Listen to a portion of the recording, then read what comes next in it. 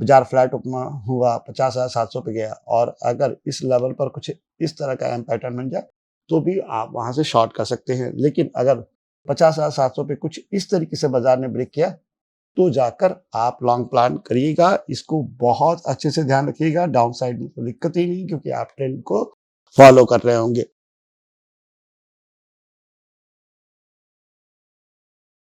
नमस्कार दोस्तों, daily market analysis में आप सभी का एक बार फिर से स्वागत है। सबसे पहले हम बात करेंगे निफ्टी 50 इंडेक्स की और देखेंगे बड़ी पिक्चर मंथली टाइम फ्रेम में निफ्टी 50 इंडेक्स में क्या हो रहा है।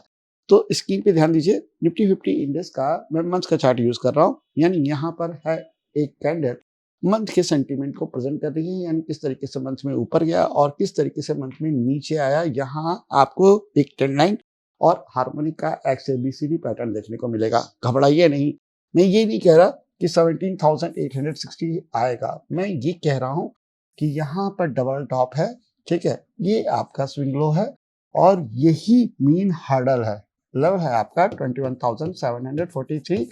100-200 पॉइंट ऊपर नीचे मैं इसके बारे में बिल्कुल बात नहीं करूंगा। ये एक ऐसी नेक लाइन है जिसके ब्रेक होने पे आपको बहुत पैनिक देखने को मिलेगा इंडियन स्टॉक मार्केट में और बाजार फर्दर नीचे जा सकता है। तब ये आपका पैटर्न एक्टिवेट हो जाएगा। तो इस लेवल पर आपको बहुत बहुत क्लोज नजर रखनी पड़ेगी। अगर ये ब्रेक हुआ तो कोई बहुत बड़ी बात नहीं कि 18,000 आपको वापस निफ्टी 50 इंडेक्स दिखाए। ये एक बड़ी पिक्चर है, इससे इंट्राडे नहीं होता। इंट्राडे की बात अभी हम करेंगे, लेकिन आपको ये ध्यान रखना चाहिए कि आप किस जगह पे हैं, इंपॉर्टेंस लेवल क्या है और किस तरीके से बाजार आने वाले दिनों में हो सकती है। अब बात करेंगे इंट्राडे की। तो इंट्राडे को समझना है तो सबसे पहले हमें आपका कल का ट्रेड समझना पड़ेगा। कल किस तरीके से बाजार घूमी, ये है आपका कल का इंट्राडे। अगर मैं पोस्ट मार्केट लेवल देने जाऊंगा ना तो वो काम नहीं करेगा। रीजन है गैप डाउन्स लग रहे हैं, गैप अप्स लग रहे हैं और फिर से यहाँ पर हम गैप डाउन देख रहे हैं। यहाँ पर आप कर कह सकते हो 30 मिनट की रेंज नीचे से टूटे तो आपने शॉर्ट किया, 30 मिनट की रेंज ऊपर टूटी आपने एक लॉन्ग किया, आपको एक ट्रेड मिल जाएगा। सेम यहाँ पर भी आपको वो चीज देखने को मिलेगी। यानी बाजार गिरती हो या बाजार चढ़ती हो, हमें इससे फर्क नहीं पड़ता। एज ए इंट्राडे ट्रेडर हमारे लिए यहाँ दोनों तरफ अपॉर्चुनिटी है। बस क्या कि आपको डिसिप्लिन में रहना है, अपने दिमाग में बैठा के नहीं आना है कि मेरे को शॉर्ट ही करना है। अपने दिमाग में ये भी बैठा कर नहीं आना कि आपको लॉन्ग ही करना है। अगर आप ये लेके चलोगे तो इंट्राडे ट्रेडर कभी भी सक्सेसफुल नहीं बन पाओगे। क्या हो रहा है लॉन्गर टाइम फ्रेम में उससे कोई मतलब नहीं है, वो एक इन्वेस्टमेंट पॉइंट होता है। ठीक है, कि किस जगह पे बाजार में हमें एंट्री बनानी चाहिए, किस जगह पे हम एकुमुलेशन करें, ये सब अलग बातें हैं। लेकिन जब बात होती है इंट्राडे की तो इंट्राडे में सिर्फ रूल बेस्ड ट्रेड चलते हैं। तो यहाँ मैं फिर से रिपीट करता हूँ, पोस्ट मार्केट से इन्फ्लुएंस नहीं होने का। अगर मैं बात करूं कल के दिन के लो का तो 22,200 के आसपास का लो है और कंटिन्यूशन में यही आपका लेवल बनता है। और वो भी कब, जब आपकी फ्लैट ओपनिंग हो तब जाकर ये लेवल आपका एक्टिवेट होता है। इसके नीचे आप इंट्राडे में शॉर्ट कर सकते हैं। अब अगर मैं लॉन्ग की बात करूं तो यहाँ पर जो लॉन्ग है ना वो 22,500 के ऊपर दिख रहा है और वो भी बहुत रिस्की है। मैं लेवल इसलिए दे रहा हूं क्योंकि आपको पता होना चाहिए कौन कौन से इंपॉर्टेंट लेवल हैं। 22,500 इसके ऊपर आप एक लॉन्ग प्लान कर सकते हैं। लेकिन मैंने वर्ड यूज किया रिस्की।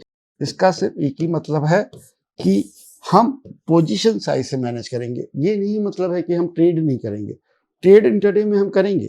अगर आप देखोगे तो डिक्लाइन बाजार में भी बाजार ऊपर गया ना, ट्रेड हम करेंगे, पोजीशन साइज थोड़ा सा कम रखेंगे। किस साइड में, लॉन्ग साइड में। लॉन्ग कहाँ एक्टिवेट होता है 22,500 के ऊपर, शॉर्ट कहाँ 22,200 के नीचे।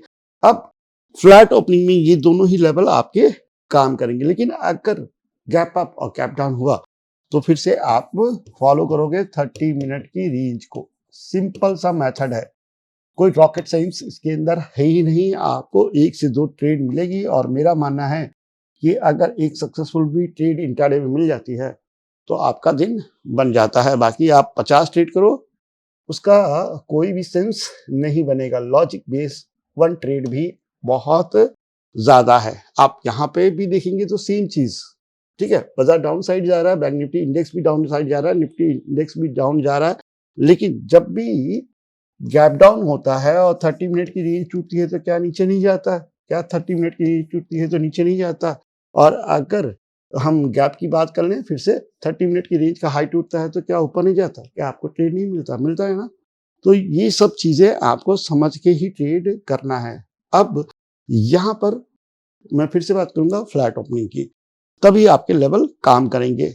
अगर फ्लैट ओपनिंग होती है तो 49,900 ये बहुत इंपॉर्टेंट है, इसके नीचे शॉर्ट बनता है। अगर बात करें फ्लैट ओपनिंग हो और हाई ब्रेक करे किसका, 50,600 के, 600 नहीं, आप 700 मान के चले, 50,700 का हाई ब्रेक करता है तो आपका इंट्राडे में लॉन्ग भी बनता है। दोनों ही ट्रेडे आपको इक्वली ट्रेड करना आना चाहिए। अगर यहाँ पर कुछ भी मैनेज करना है तो सिर्फ आपको रिस्क मैनेज करना है ट्रेंड के साथ में।